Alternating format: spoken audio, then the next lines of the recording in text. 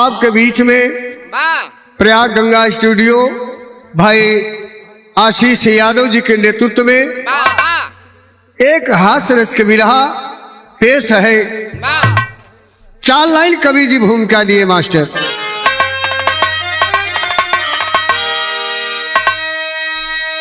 एक बार नारद जी घूमते घूमते यमराज जी के पास पहुंच गए। यमराज जी अपन बड़कई बताओ लगे। नारद जी बोले कि अबे मृतलोक के मनई से तो पाला नहीं पड़ा बा। आप मुर्दा ढोया, मरे आदमी के ला जीवित आदमी से आपको संगत नहीं हुई। 4 लाइन भूमिका में कवि संकेत किए। बहुत भोला भाला है प्राणी जगत का, कहे मृतलोक देव नारद है जाना। सभी जीवों की उपमा में अग्रणी है, अरे सुनत बात मुनि के हसेला जमान।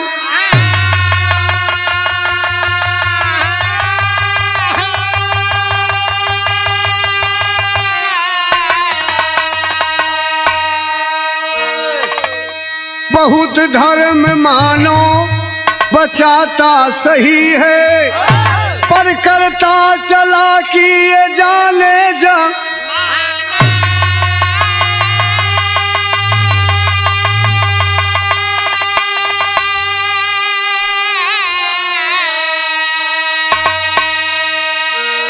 लिखते हैं पपिहा कभी ये बनाया,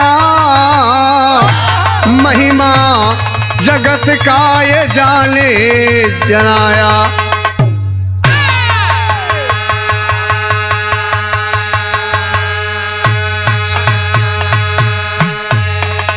ए भैया, नारद जी कहे कि अबे तुहसे केहू मनई से जीवित पाला नहीं पड़ा। ये यमराज जी एक बार केहू जीवित मानव के ले आकर के स्वर्गलोक में, तब देखा कि मानव कितना चालाक होती। यमराज कहन कि चल नारद जी हम एक पता लेवे कि गजल लग गई मास्टर।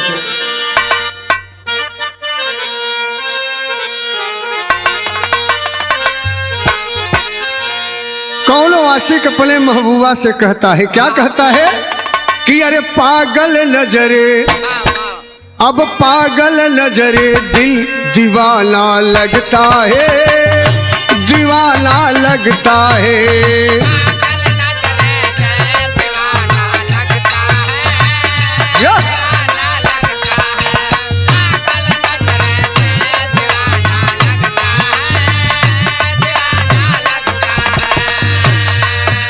पागल नजरे दिल दीवाना लगता है,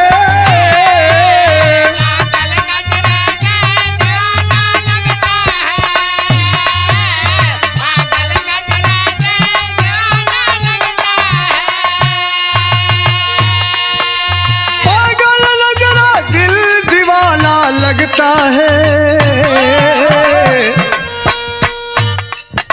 मेरा तेरा तेरा मेरा, मेरा तेरा दिल दीवाना लगता है, दीवाना लगता है।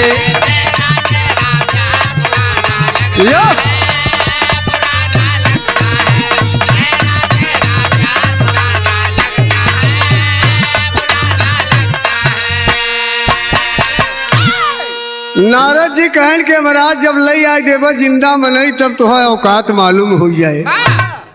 कहना है क्या, यमराज नारद के बात सुनत घबराए हैं, सुनत घबराए हैं।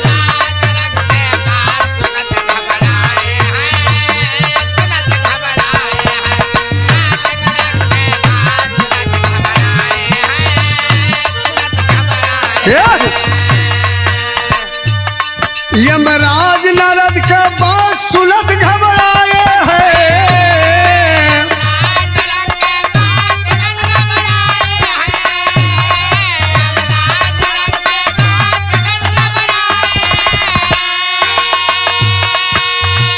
यमराज नारद के बात सुनत घबराए हैं।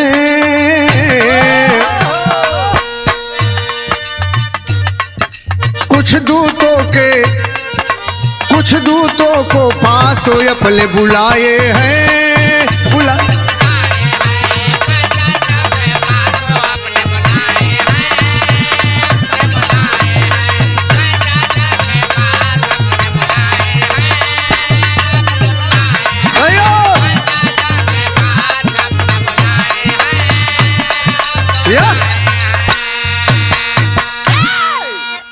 कहानी की शुरुआत हो गई।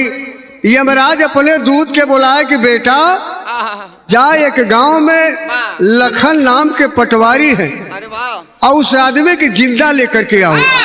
कहानी की शुरुआत मास्टर।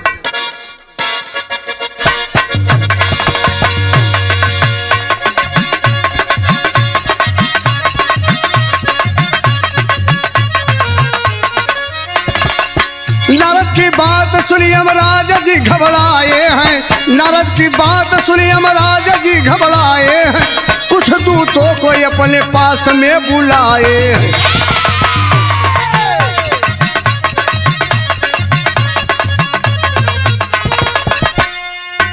आए जब दूत कहा मृतलोक जाओ तुम पकड़ कोई एक जीवित मानो लाओ तुम।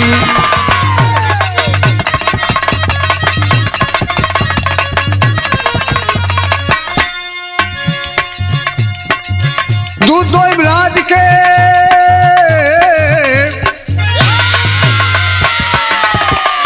दूत यमराज के मृतलोक में जब आए हैं आवाज एक द्वारे जाकर लगाए हैं।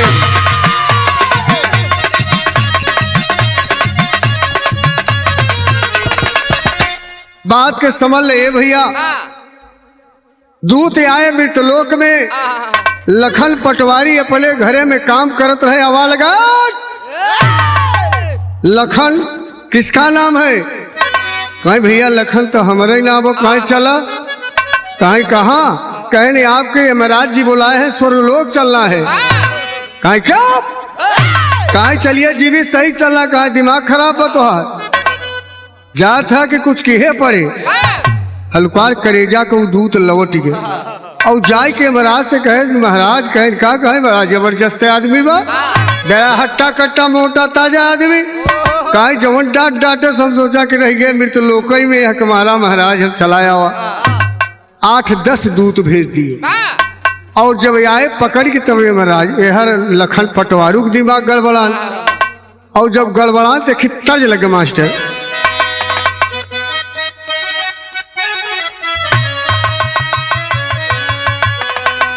वह तर्जमा कि हमार पाए जेबरा हीरा जड़दा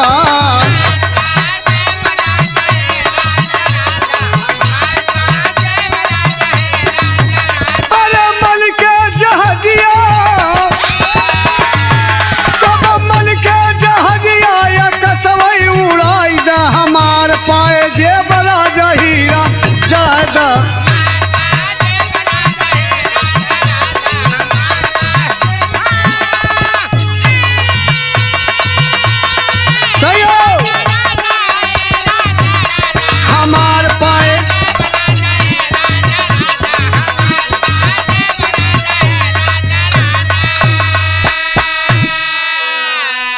लखन पटवारी जब देखे कि दूत बरियार दिखा था काफी संख्या में है तो कहे भैया कह कहे चलना पड़ेगा और माल हम स्वर्ग लोग चली कब लौटब कि न लौटब तो तनी सा 10 मिनट के समय हम दे दे। कहे नु का करब कहे जाई बाल बच्चा है मिला आई तुम बताओ थे भाव में का कि हमार बतिया तल के मान ला बिरनवा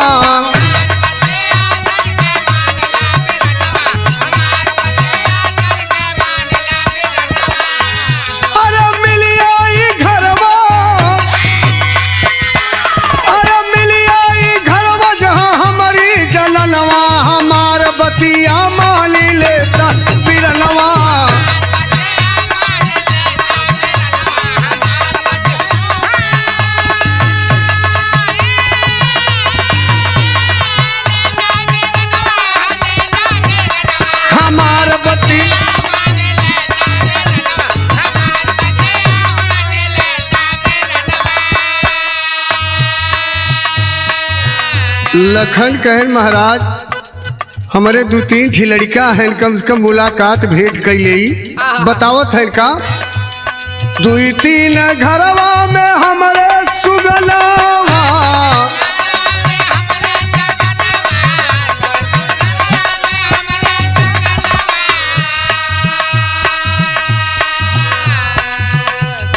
दुतवन से हाथ जोड़ बोलले बयनावा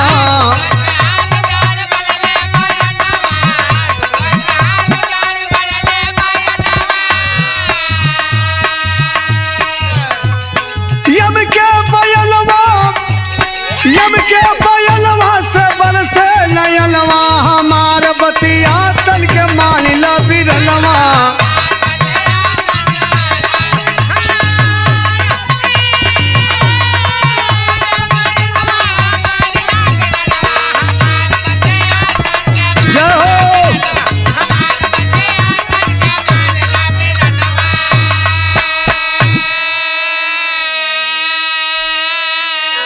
यम के दूत द्वार पर खड़े हो गए और कहा कि जल्दी करिएगा।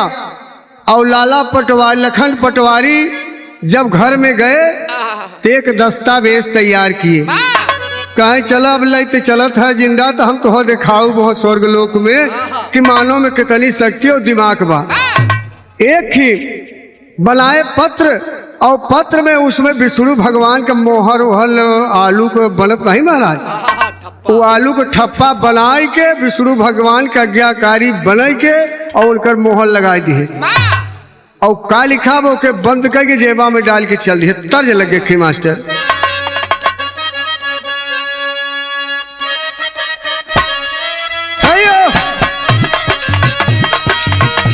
खाटी खाटी प्रयागराज के तर्ज स्वर्गीय गुरु दयाराम जी गावत रहे और बड़ा बठार के गाँव का गावत रहे बदल पियराई गे ए भैया बदल पियराई गे पेट होई गे भारी बदल पियराई गे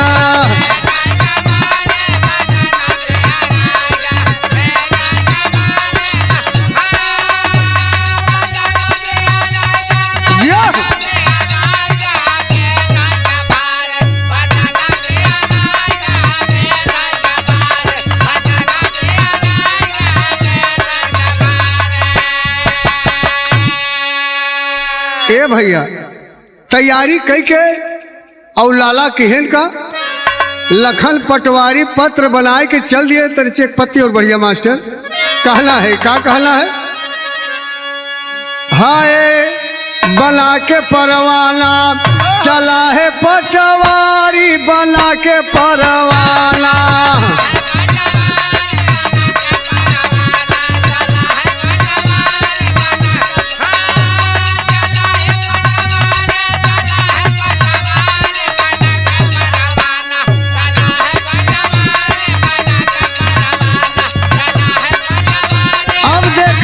लोगन का चलाकी मृत लोक कैसे चलाकी काम किए सादा कागज दस्तावेज बनवाए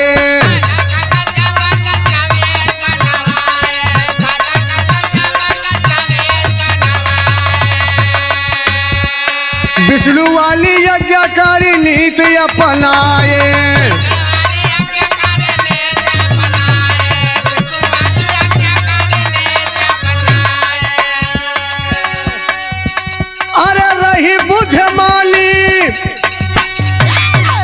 अब रही बुद्धमानी लग रहा जारी बना के परवाना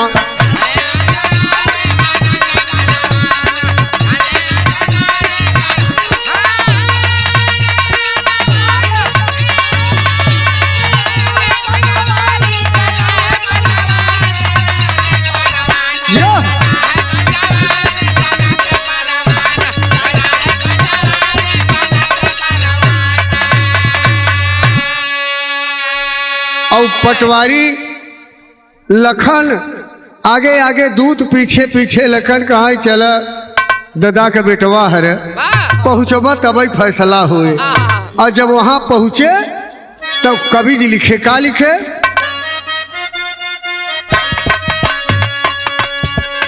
आगे आगे दूत चले पीछे पटवारी।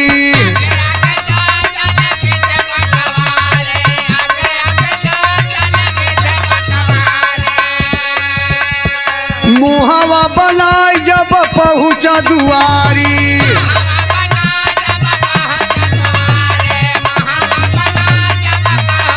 अरे यज्ञ वाला पत्र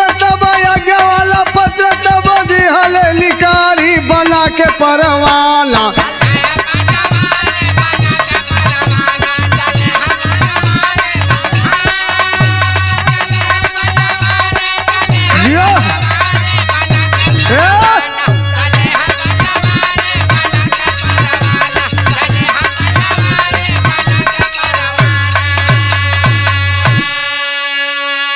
आगे आगे आगे दूत दे माजत चला जाता है, पीछे लखन पटवारी लिहे पत्र चला जाता है। कहाँ चला बुढ़ऊ, अब वहाँ खबर ली। और जब दरबार में पहुंचे यमराज के, यमराज कहे क्यों क्या हो गया? कहा महाराज काहे डांटा था, आखिर बताऊबा कभी कहा तुम क्या करने लगे, क्यों इतना देरी किया, मेरी आज्ञा का उल्लंघन? कहा महाराज गलती हो गई, कुछ बाल बच्चा रहे मिले ही लागे, पता नहीं लौटब कि न लौटब, आपका आदेश से आई गए। यह कि महाराज लेट हो गए और डगरा में जात रहे, विष्णु भगवान जी आज्ञा एक ही दिहन हम। महाराज सोचे कहे तुम विष्णु भगवान कहे हाँ कहे ल थाम, वह कागज पर थमा दें चिट्ठी और थमाए तो कहे सुना हमन का लिखा होके पढ़ ले, ये विष्णु भगवान के आदेश है, आज से जो नर्क में है वो सब स्वर्ग में जाए ही, अजय स्वर्ग में वो नर्क में जाए। और ये महाराज की कुर्सी बर्खास्त की जाती है तो हवा नर्क में रहे पर यमराज काप ही गए। यमराज काप गए कि सर्वा मृत लोक से आए कि हमारा राज्यपाट छीन के और ये पुनः राजा हो गए। कहें कि विष्णु भगवान लिखे हैं, पत्र पढ़ा कायदे से होके पढ़ा, कहा उसमें लिखा था कि ये जो लखन पटवारी है ये यमलोक के राजा हुए। यमराज के बोलता बंद हो गई, बटूरी गए कि सत्यानाश हो गए। कहा जल्दी ये मेरा आदेश है। यमराज बगल हो गए, कुर्सी पर राजा बन के लखन पटवारी बैठ गए। कहा मेरा हुक्म है कि जल्दी से यमराज के नरक वाले कमरा में डाल दे। वही अंदर आई। यमराज कहा हाथ जोरत है, कुछ बचे कुपाई बाटे कहा परेशान किया, मृत लोक से हमको बुला लिया, जो विष्णु भगवान की आज्ञा है उसका मैं पालन कर रहा हूँ, तुम भी पालन करो। यमराज बेचारू चला गया, नरक में खींच ली पूरे पड़ा है। अब बात फंस गया, तर्ज लगे मास्टर,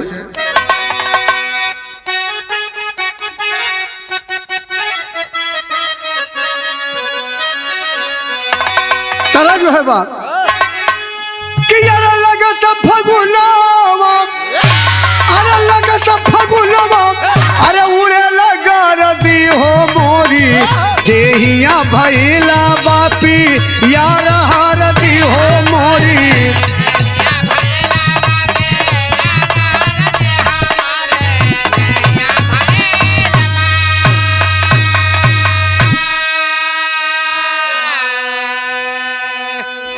और ये महाराज जब देखे कहा लखन भैया कौन था, कहा पत्र पढ़ा था कि हम आगे बढ़े। दूतन के आदेश दिए कम से कम 20 कोड़ा यमराज को मारा जाए। उन्हीं के दूत जो उनकर आज्ञाकारी रहे, अब नवा राजा पाए कि 20 कोड़ा मारे। भाव में कहना है का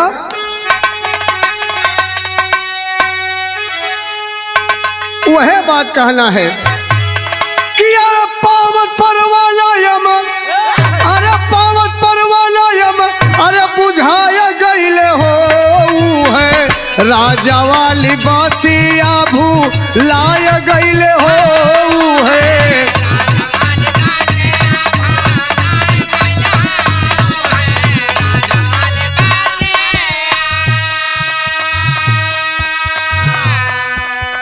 मृत लोक के आदमी बुद्धिमान लखन पटवारी मोहर लगाए वे विष्णु भगवान का ज्ञान और दस्खत विष्णु भगवान कहली पत्र लो जाओ राजपाट छोड़ के। यमराज जब जाए लागे और 20 कोड़ा मारे रहा एकदम लाल पियर दिखत रहा। दूतए कहा महाराज चलब का करब, जब नवा राजा आएगे शासन परिवर्तन हो गए तो जौन आदेश हो वही हो। पड़ी गए अंदर नरक में डाल दिए। जौन नरक वाले बेचारे जात वही बैठा रहा सही आखिर बुलाओ। अब स्वर्ग में गए कहा लखन पटवारी की जय, लखन पटवारी की जय। कुल देवी देवता जो अंदरे रहे ये हम लोग के सब नरक में चला गए। और जो नरक वाले रहे वहाँ जय बोलत है कि राजा तो बढ़िया आए, जो कि परिवर्तन हो गए। तर्ज लगे मास्टर।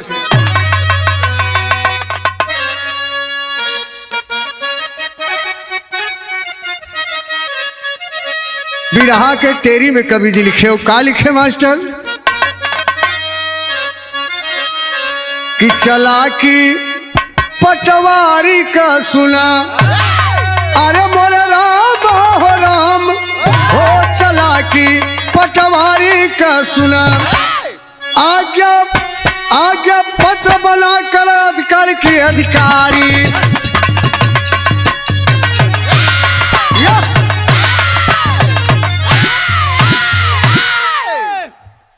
नया पत्र बनाकर बना नया अधिकारी, चालाकी पटवारी के सुने। अब बेचारू देखत हैं पूरा हल्ला हो गए। चौक के भाव में कवि जी लिखे का लिखे, मची खलबली स्वर्गलोक में, मची खलबली स्वर्गलोक में मचा है चारों तरफ हाहाकार। सभा बुलाई सब देवतल के, पहुंच गए सब स्वर्ग के द्वार। सभी देव संग नारद आए, अपने मन में किए विचार। पुण्य जी अपना छोड़ के बोले नारद बतिया तभी दिखान।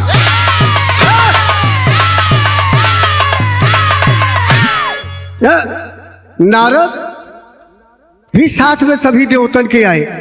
और जब साथ में आए तो यमराज के देखे तो नरक में ऐसे कापत बैठा है। कहा नारद देव ऋषि हमसे गलती हो गई, ऐसे हम उबार जब आज के बाद हम फिर तो लोग के मलन के चक्कर में न पड़ब। तू सही कहा था कि हम मुर्दा ढोए के हई, और अगर जीवित आदमी के चक्कर में पड़ जावत फंसी जा, हमें यहाँ नरक से निकलवा। हम तो से विनती करते कहे रची रही जा, एक दाई तू और फंसा रहा। कहा कब कहा मृत्युलोक में एक आदमी चालाकी की है और तुहार पूजा की है, और तू प्रसन्न हो के गया प्रकट भा। कहा जौन मांगल खो 3 बार मांग ले। तो कहत बाटा कि तू देव न, तू देश के जीव मारत है, तू का देव। तो कहे कि नहीं देव, और 3 बचा तो से बनवाएस। तो पहला का मांगे रहा तू बिसर गया। कहे का कहे पहला मांगे कि जौन ही भैसा पर चलत है, एकर तरी बड़ी बड़ी सिंह बदत तैयार कई, ये दोनों सिंहिया एकर सटी। कहे चल ठीक बाटे यो मस्त। तो कहें कि दूसरका पर मांगो बेटा, दूसरे गांव में हमें जीव ले जाना है, जान लेकर के हमें यमलोक पहुंचना है। कहा तू देवा न खिसने पूरा मनाई का मांगी। कहा नहीं नहीं मांगो बेटा, क्या चाहते हो। तो कहा यही सिंह पर तू बैठ जा। ये महाराज सोचें कि सरवा की है बड़ी बेजाए, अगर हम बैठ गए तो ये नाजुक चीज और ये सिंह ससुर दोनों मिल के चौक हो गई बा, और मामला ढेर गड़बड़ाई जाए। तब तलक अब वचन दे चुके थे। ये महाराज जी बैठे न अपन कैसे हिम्मत जुटाए, कैसे कापा जात है। कहा बेटा तीसरका मांग लो, जल्दी करो तीसरका मांगो। कहा तू दे बोले कहा हम दे। ये महाराज जल्दी से 3 वचन दे दी है। तो कहा जैसे भैसवा के सिंहिया रही वैसे ही हो जाए। ये महाराज कहा बेटवा कुछ दूसर मांग लो, तोरी नहीं चेला नहीं देखा। अब अगर दूसर हो जाए तो खाने खराब हो जाए, कुछ बचे न। तो कैसे यो मस्त करके कूद गए। तो तुह समझ चाहे कि मृत्यु लोक बने कितना चालाक है। कहें नारद जी कहें कि नारद से कहें यमराज कहें कोनो उपाय करे और एक नया राजा के हटावा। ई जाए अपने होता कि हम जिंदा बनाई न चाहे मुर्दा ठीक बाकी। तर्ज लगा मास्टर का।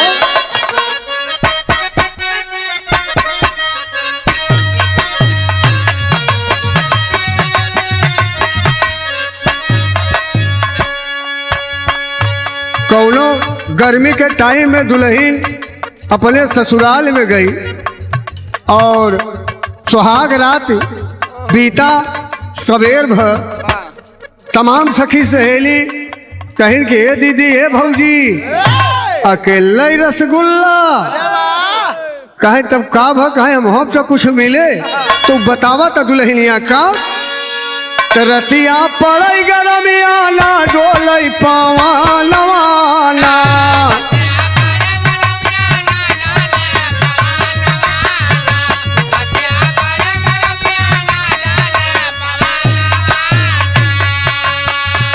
तुम्हारे गरमी के मारे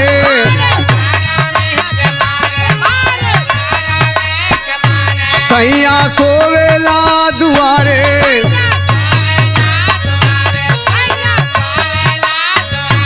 हमारी सासू नदिया मारा में हालवाना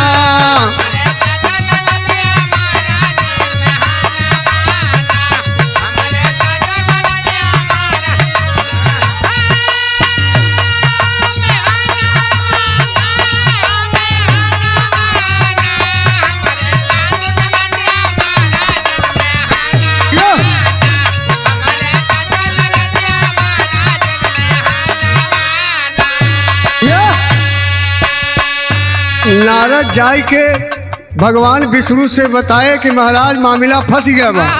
कहें क्या हुआ? कहें महाराज अरे सब बर्खास्त है। कहें कैसे? कहे कि जीवित बनाई उठाई लिया है और वहाँ का राजा हो गया महाराज अरे सब नरक में है, सब देवता चल के उनका रक्षा करे प्रभु। तो विष्णु भगवान चल दिए। कवि का कहना है का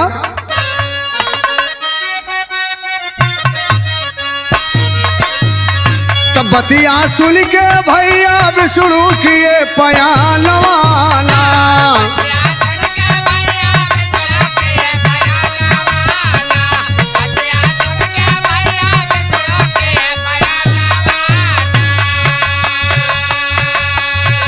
तो पहुँचे यम के पास है जाई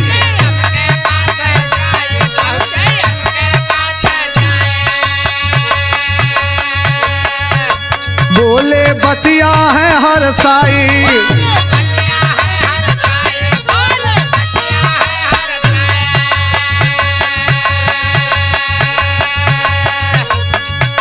यम जी रोवै लागे बरस नया नवाला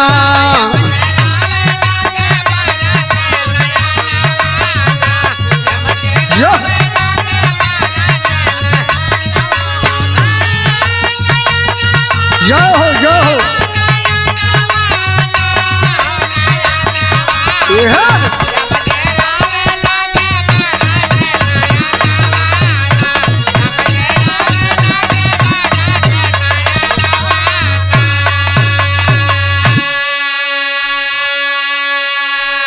विष्णु भगवान आए यम के पास खड़ा हो गया। यमराज कहें कि महाराज कुल हो गया, कुछ बाकी नहीं बा।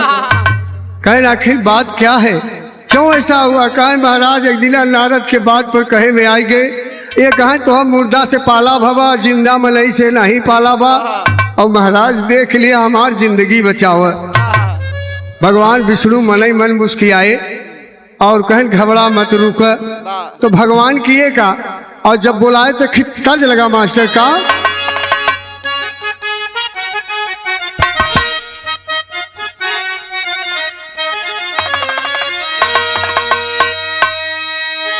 यह बतिया बाटे का बा कि जाता बाटे नहीं हर हामा कौनो दुल्हन अपने दुल्हा के बताओ तो कि दांत चियाई के दिन भर चौराहे पर चाय पियत है। अब हम जात ही नहीं अरे यही दरे अपन दांत चियाई के रह कहत का कहता कि अरे जाता बाटे नहीं हर हामा बड़ा दुख देला अकेला रहा रजाऊ अकेला रहा रजाऊ अरे बड़ा मजा लेला अकेला रहा रजाऊ।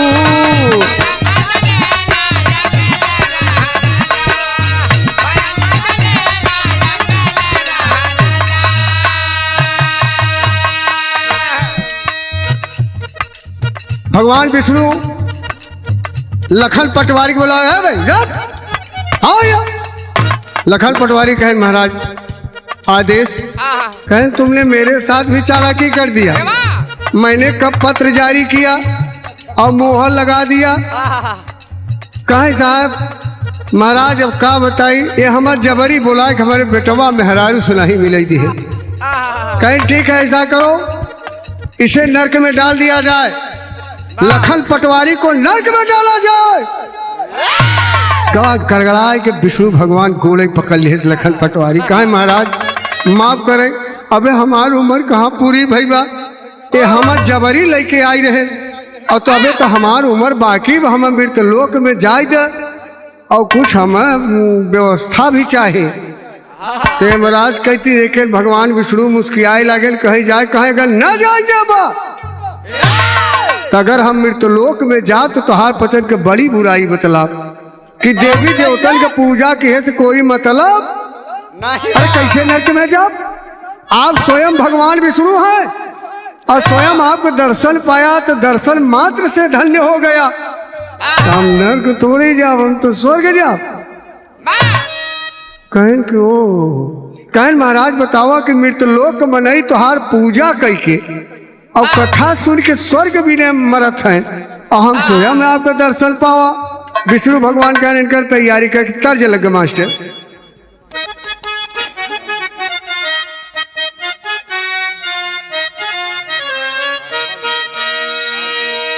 कि जाके मृतलोकवा में, जाके मृतलोकवा में करी हम प्रचार हो, विचार करो देव सब, विचार कर देव सब, लखन के निहार हो, विचार कर देव सब।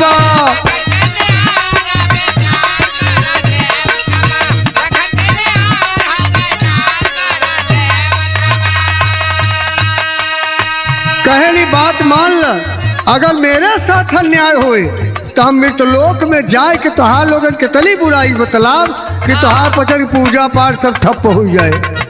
ये महाराज पैर पकड़ ले के महाराज पूरे देवतन के बड़ा अपमान होगा, किसी तरह से इसे रोका जाए और कुछ व्यवस्था करके मृतलोक भेजा जाए, समय पूर्व पर इसे लाया जाए। लखन पटवारी मौका पान गाय पहुंचावा हो रिश्तेदार जो दूत ले गए रहे, कहाँ चला भाई, तू ही तो बुद्धिमान आदमी है, मृतलोक में भी गाठ और यहाँ ये लोक में आए कर राजा बन गया। लियाई कहा समय बीतता गया बाबू, कहे नर बलवान हो तो नहीं समय हो तो बलवान, और वो समय आ गई जेकर समय आ जाए एक दिन जाना पड़ेगा, चाहे बड़ा आदमी हो जाए छोटे आदमी हो। और 90 साल की उम्र इस मृतलोक में बिताए और लखन पटवारी इस धरती से उनका प्राण जाने लगा। गीत के लाइन में मास्टर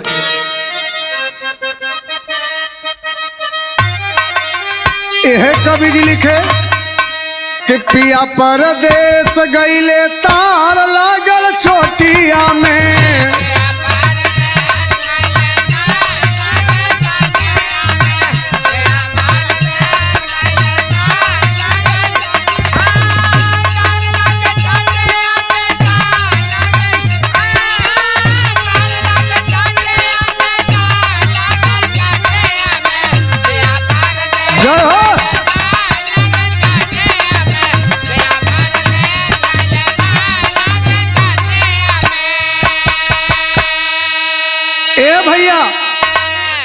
समय लिए राय गए लखन पटवारी कहन के महाराज हरण के नरक भेजे रहे, बहुत सताए रहे और मजे के कोड़ा बरसवाए रहे और हम जाते हदाएं हम वहाँ लिखी यही भगवान का पूजा पाठ किए और 2 रोज मरे के पहले गौदान दे के पूछ पकड़ कहा हम तू पार की हूँ गौ माता, तो हम स्वर्ग में चल के हम स्वर्ग तक पार करके पहुँचाएंगे तबे आऊ। तब कवि जी लिखे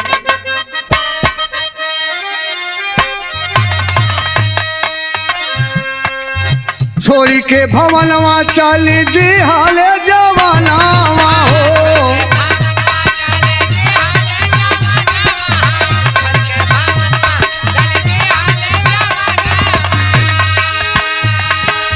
गया मलाक बोला अपना बयानावा हो, अपना बयानावा हो, छोड़ी अब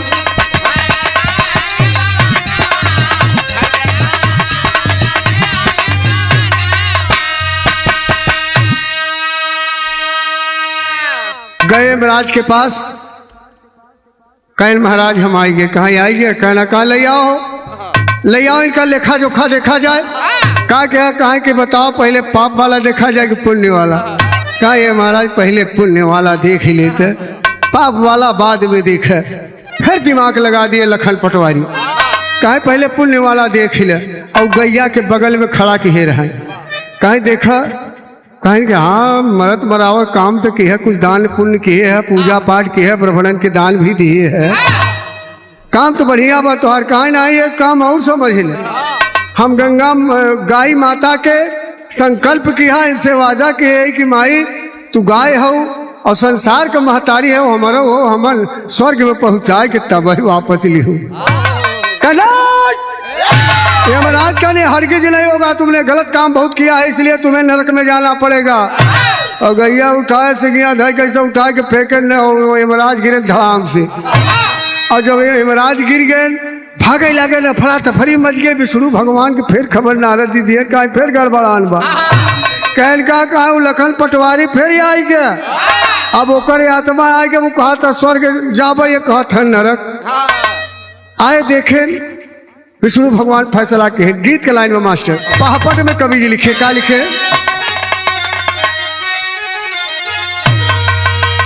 भागत भागत यमराज जाए के विष्णु भगवान के पैर पकड़ ले कि मामला महाराज फंस गया। अब की दाई अगर इन नरक में झोंक कई बात हमारी जिंदगी बर्बाद हो जाए तो कहत है क्या कहत है?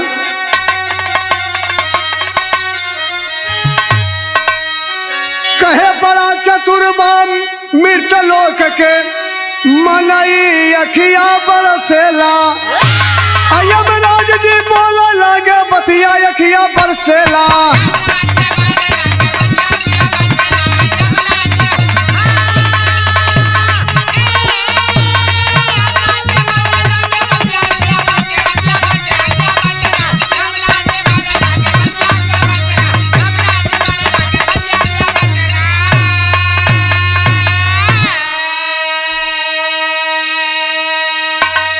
नारद जी के देख करके यमराज के मुड़िया लटक गए।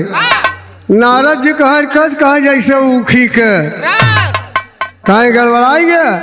कहा नारद जी आप ठीक कहत रहे कि अरे मुर्दा मनई से हमारा पड़ल रहा पाला हो। आज जवान मर्द से हमारा भाव पाला हो।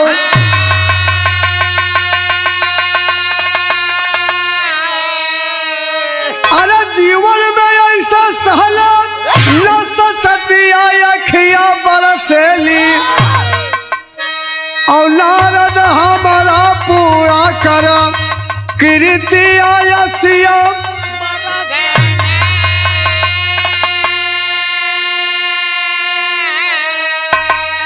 ए बाबू भगवान विष्णु पहुंच करके आखिरी बात में आल्हा में कभी प्रमाण दिए कि नारद हंसई लागे और यमराज जी का घमंड टूट गया। कहा आप सही कहे, मृतलोक में बहुत बुद्धिमान आदमी है, हमसे मुर्दा से पाला पड़ा रहा, आज जिंदा से पाला पड़ गया, कुर्सी सब छीन गई, नरक भी भोगी आए। गए और देखे तो विष्णु भगवान कहेंगे नहीं, गाय माता जगत की माता होती है और गाय माँ के दान दे करके ये स्वर्ग का अधिकारी बन गया, इसे स्वर्ग में जाना चाहिए। आल्हा में कवि जी लिखे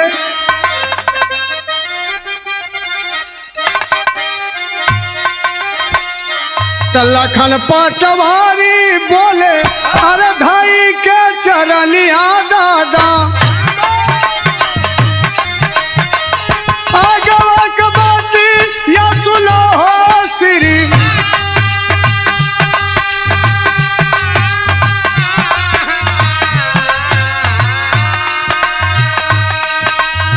ये मरा जहारी गईले बोलले बयान भया दादा।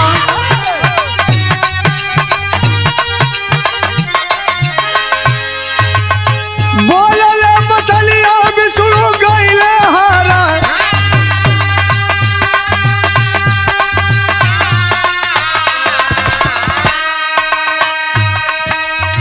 विष्णु भगवान मुस्कुराने लगे कि मृतलोक में बड़े बुद्धिमान हैं यमराज जी, आप भी फेल हो गए, दिमाग काम नहीं किया। तब स्वर्गवा में लखन पटा वारी तो बगैले भैया।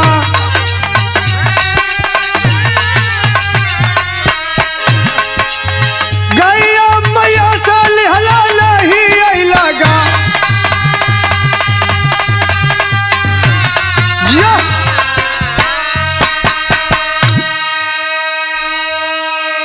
भैया हो, लखन पटवारी स्वर्ग के अधिकारी बने, स्वर्ग में गए और स्वर्ग में स्थान लिए।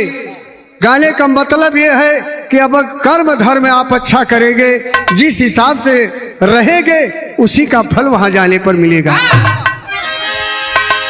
कि यार जेकर कोई ना ए बाबू जेकर कोई ना अरे सहारा यह दुनिया में रही तो कर आप है सहारा ये जगत के हरी।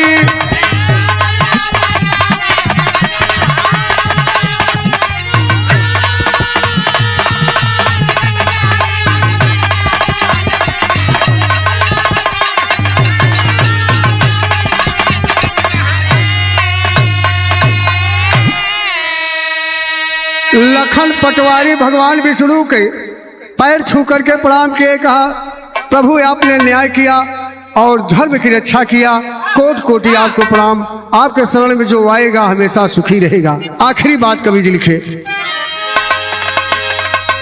गुरु बाबा दिन गुरु दयाराम जी भये स्वर्ग के, मन मंजिल में कमलेश चंद यादव तरसे अखिया। तो चला कि अब पटवारी का सुना, चला कि अब पटवारी का सुना, लिखते पपिहा कवि कमलेश कलवले जारी, पुलिहारी अब पटवारी का सुना।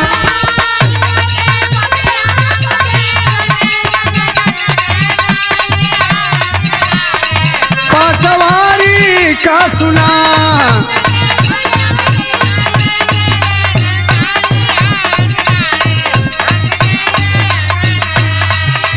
जन्म जन्म का प्यार है हमारा तुम्हारा।